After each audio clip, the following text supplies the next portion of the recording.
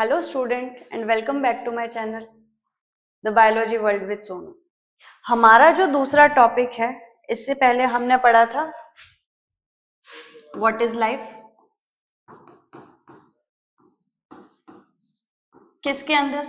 Senior secondary वाले portion के अंदर टेक्सोनॉमी में जो हमारा फर्स्ट चैप्टर था वो था व्हाट इज लाइफ। हमने व्हाट इज लाइफ को इसे प्रीवियस चैप्टर में समझा था। अब हम समझेंगे बायोडाइवर्सिटी।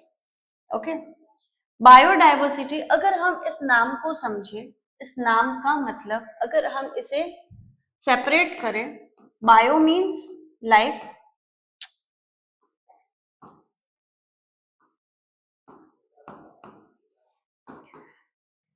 डाइवर्सिटी मतलब वैरायटी। वैरायटी इन लाइफ और variety in living being is known as biodiversity. हमारा जो वर्ल्ड है, हमारी जो दुनिया है, उसके अंदर बहुत ही डिफरेंट डिफरेंट टाइप के ऑर्गेनिजम्स है। एक ही ऑर्गेनिज्म भी डिफरेंट डिफरेंट टाइप का है। फॉर एग्जाम्पल, अगर मैं आपको समझाऊं, भालू, बियर, एक बहुत सिंपल सा एग्जाम्पल है, बियर।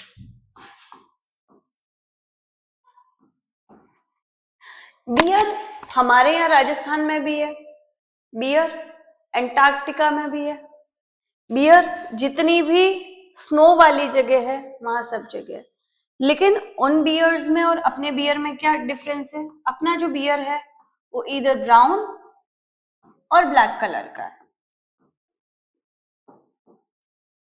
जितनी भी बर्फ वाली जगह है वहां पे क्या है? Polar bear. Polar bear colour में कैसे होता है? वाइट होता है। अब ये भी बियर है, ये भी बियर है। अगर हम फिजिकल अपीयरेंस देखें बिना कलर के, लगभग हमें इनकी सारी चीजें ऑलमोस्ट सेम मिलेगी। अगर ये इसी डाइवर्सिटी को ना, मैं आपको एक अनदर एग्जांपल ना ह्यूमन बीइंग का लेकर के भी समझाती हूँ, फिर हम वापस इसके ऊपर आएंगे। अगर आप मुझे देखोगे तो आप मुझे देख के बहुत इजीली समझ पाओगे कि मैं इंडियन हूँ। कैसे समझ पाओगे? मेरा कलर, मेरी स्किन का जो कलर है, मेरी जो हाइट है, जो कपड़े मैंने पहन रखे हैं, या तो जैसे मैं बात कर रही हूँ, मेरा जैसा फिजिकल अपीयरेंस है, वो सब देख करके आप इजीली समझ पाओगे कि मैं इंडियन हूँ। सेम चीज अगर आप किसी चाइनीज को देखोगे या किसी कोरियन को देखोगे या यहाँ किसी यूरोपियन कंट्री वाले किसी को देखोगे, आपके आगे तीन पर्सन खड़े हैं, एक अफ्रीकन कंट्री का, एक यूरोपियन कंट्री का और एक इंडिया का खड़ा है, एशियन कंट्री का खड़ा है। दो तीन आपके सामने खड़े, आप देख करके फिजिकल अपीयरेंस से उनमें डिस्क्रिमिनेशन कर दोगे, ये इंडियन है, ये यूएसए का है, ये अफ्रीका का है। क्यों? है तो हम सब ह्यूमन बीइंग्स ही, लेकिन हम सब में डिफरेंस क्या है? हमारा जो फिजिकल अपीयरेंस है, जैसे हम दिख रहे हैं, बात कर रहे हैं, वो तो सेकेंडरी है कि मैं बोलूंगी तब पता चलेगा कि मैं हिंदी में बात कर रही हूँ, दैट मीन्स मैं इंडियन या नेपाली या ये हो सकती हूँ, ज्यादा चांसेस है कि मैं इंडियन होंगी, ठीक है। लेकिन फिजिकल अपीयरेंस सिर्फ और सिर्फ लुक वाइज देख करके हम पता लगा सकते हैं कि ये कौन से ज्योग्राफिकल एरिया से आया है।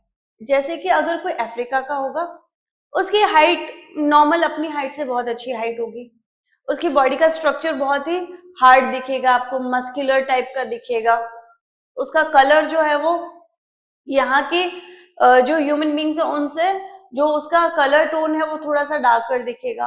अपने इंडियंस जो है वो उनका कलर टोन जो है वो मिडल का है, ना वो डार्कर है ना वो वाइटर है।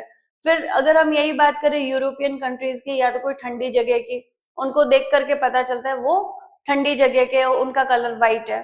ये जो अलग अलग स्किन टोन्स होते हैं या अलग अलग हाइट्स होती है या अलग अलग फिजिकल अपीयरेंस होता है, वो एक दिन में नहीं बना है।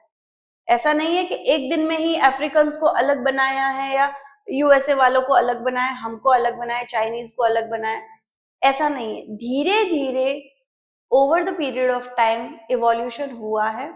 वो जिस ज्योग्राफिकल कंडीशन में वहां रह रहे थे, उस कंडीशन के जैसे वो बन गए।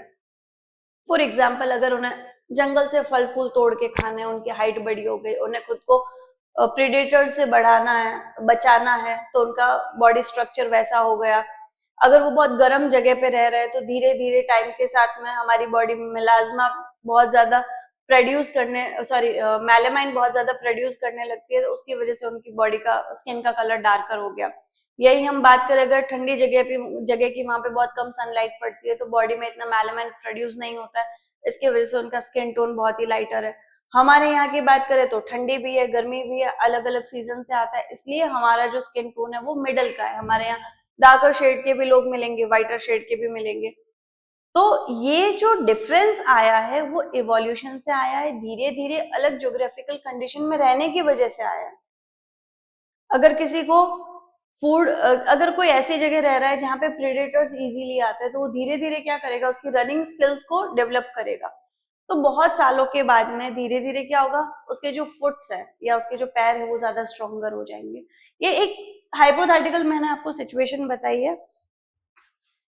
इसी तरीके से अगर हम हमारे बियर वाले उस पे आए एग्जाम्पल पे, तो बियर बियर ही है, लेकिन वो ब्राउन क्यों है? क्योंकि उसे जंगल में रहना है, डार्कर एरिया में रहना है, खुद को शिकारियों से बचाना भी है और खुद को शिकार करके खाना भी है। खुद को शिकारियों से बचाना है, पेड़ों पे रहते हैं, डार्कर एरिया में रहते हैं, इसलिए वो ब्राउन कलर के होते हैं या तो ब्लैक कलर के होते हैं। सेम चीज वहां वाले बियर व्हाइट क्यों होते हैं? क्योंकि उन्हें स्नो में रहना है। अगर वहां पे डार्क कलर का बियर होगा तो वो इजीली किसी भी प्रेडेटर को दिख जाएगा और वो बहुत ही इजीली उसे खा के खत्म कर देगा। लेकिन क्योंकि वहां पे बियर व्हाइट होते हैं, खुद को स्नो में छुपा के बचा भी लेते हैं और छुपके से शिकार करके खा भी लेते हैं। तो यही रीजन है कि हमारे यहाँ मतलब अपनी दुनिया में डाइवर्सिटी आई कैसे, वो धीरे धीरे इवोल्यूशन के थ्रू डाइवर्सिटी आई, चेंजेस आए और वो चलते ही रहेंगे। जैसे हम कहते हैं ना कि बदलाव ही प्रकृति का नियम है, वैसे जो जिंदा है, जो प्रकृति है, वो धीरे धीरे अपने टाइम के साथ में सारी चीजें चेंज करती है। अब मैं आपको एक एग्जांपल बताऊं बायोडाइवर्सिटी के अंदर प्लांट्स का। हमारे यहाँ के जो प्लांट्स है वो बहुत ही सूखे से होते हैं, उन पे कम पत्तियां होती है, राजस्थान वाले एरिया में उस पे स्पाइन्स होते हैं, उसकी पत्तियां बहुत छोटी छोटी सी होती है, कम होती है। अगर हम बबूल की बात करें या तो हम कैक्टस की बात करें, उसमें क्या होती है, जैसे एलोवेरा, कैक्टस, इसमें फ्लैशी लीव्स होती है बड़ी बड़ी, उसमें बहुत ज्यादा ऐसा देख के लगता है कि बहुत ज्यादा पानी रोकने की कैपेसिटी है। तो वो वैसा इसलिए है क्योंकि ये ज्योग्राफिकल कंडीशन ऐसी है जहां पे पानी अवेलेबल ही नहीं है, बहुत कम पानी अवेलेबल है।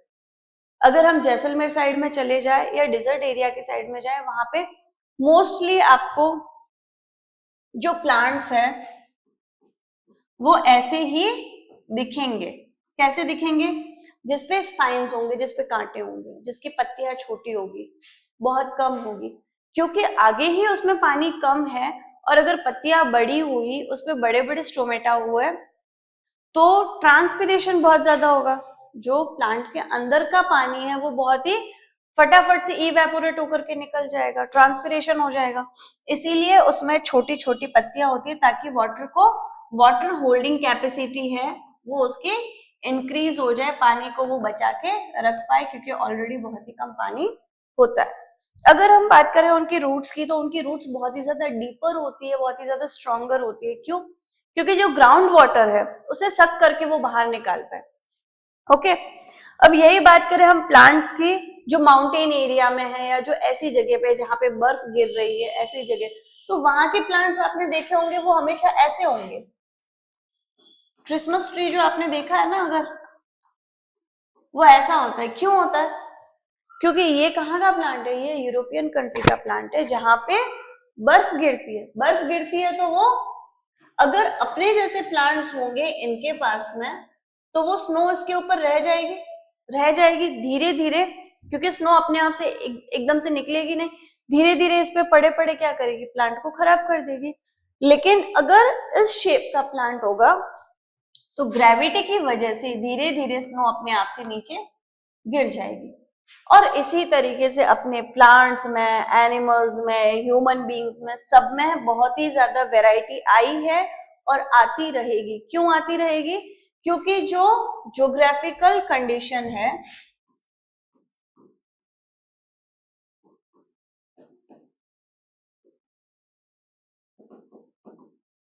उसकी वजह से, जो ज्योग्राफिकल कंडीशन में ह्यूमन बींग रहेगा, प्लांट रहेंगे, एनिमल्स रहेंगे, अगर उन्हें सरवाइव करना है तो धीरे धीरे खुद को इवॉल्व करके वैसा बनाना पड़ेगा, या तो उनकी स्पीशीज जो है वो खत्म हो जाएगी।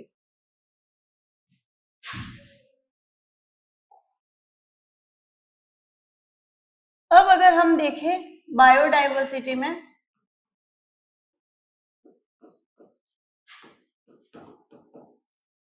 इसके टाइप्स,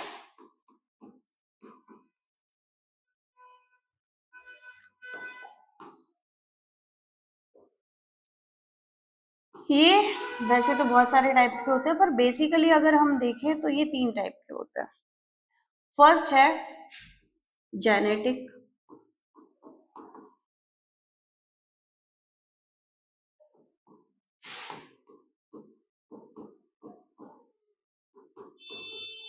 स्पीशीज, थर्ड है इकोलॉजी और इकोसिस्टम।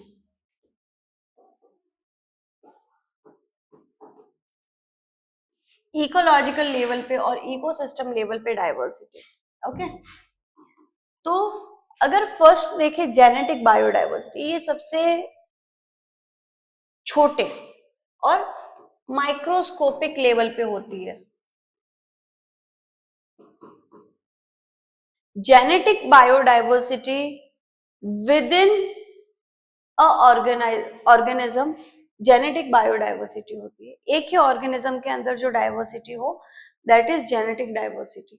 ओके, एक ही स्पीशीज के अंदर, सेम स्पीशीज के अंदर अगर वैरायटी आ जाए तो उसे हम क्या कहेंगे, स्पीशीज बायोडाइवर्सिटी। जिसमें मैंने आपको एग्जांपल बताया था, जैसे बियर का है, तो इनिशियली दे वर सेम स्पीशीज, लेकिन धीरे धीरे वो टाइम के साथ में ज्योग्राफिकल कंडीशन की वजह से वो सेपरेट हो गए, तो उसे हम स्पीशीज डाइवर्सिटी कहेंगे। थर्ड है इकोसिस्टम डाइवर्सिटी, यानी कि पूरे के पूरे इकोसिस्टम के अंदर ही चेंजेस आ जाना। अच्छा, इकोसिस्टम क्या होता है? एक पूरा एरिया जहां पे बायोटिक और एबायोटिक फैक्टर मिलके एक कंप्लीट इकोसिस्टम को बनाता है। Abiotic factor like air, water, humidity, sunlight, ये सब एबायोटिक फैक्टर्स है। बायोटिक फैक्टर्स कौन से हैं? जैसे कि एनिमल्स, प्लांट्स, माइक्रो ऑर्गेनिज्म, वहां जितने भी ऑर्गेनिजम्स मिलते हैं वो सब बायोटिक फैक्टर्स है। तो बायोटिक और एबायोटिक मिलकर के इकोसिस्टम बनाते हैं। लेकिन धीरे धीरे एक इकोसिस्टम के अंदर डाइवर्सिटी आ जाना is known as ecosystem diversity. अगर हम हमारे एरिया के अंदर बात करें, फॉर एग्जाम्पल मैं आपको एक खेत का एग्जाम्पल देती हूँ। एक खेत है, सूखा पड़ा है, कुछ भी नहीं है, ना वहां पे कोई बाजरी उगाता है, कोई फसल उगाता है, और कोई फसल नहीं उगाता तो वहां कोई ह्यूमन बीइंग भी नहीं जाता। सिमिलरली वहां पे कोई एनिमल्स भी नहीं आते। ठीक है, अब एक टाइम के बाद में वहां पे कोई बंदा गया, उसने जाके वहां खेती की, वहां पानी लाया, वहां प्लांट्स उगाए। फिर क्या होगा, वहां पे प्लांट्स उगेंगे, बर्ड्स भी आएंगे, वो अपना घोंसला बनाएंगे, वहां पे एनिमल्स भी आएंगे, वहां पे ह्यूमन बींग्स की भी चहल पहल होगी। तो वो एक इकोसिस्टम जो पहले वैसा था, अब वो बिल्कुल ही चेंज हो गया। तो इसे हम कहते हैं, ये बहुत बेसिक सा एग्जांपल दिया ताकि आपको इकोसिस्टम बायोडाइवर्सिटी समझ में आ जाए कि किस तरीके से कि पूरा का पूरा इकोसिस्टम जो है उसमें वैरायटी आ जाती है या चेंजेस आ जाते हैं, that is ecosystem biodiversity. Biodiversity जो टॉपिक है वो अगर हम देखें तो नाम से बहुत ही इजी तरीके से एक वर्ड में खत्म हो जाता है, लेकिन इसके भी बहुत सारे अलग अलग टॉपिक्स है ये। लेकिन मुझे लगता है कि अपने लिए ये इतना सफिशिएंट है समझ पाना what is biodiversity, examples of biodiversity, types of biodiversity, इतना समझ पाना हमारे लिए इनफ है। Thank you so much for your attention.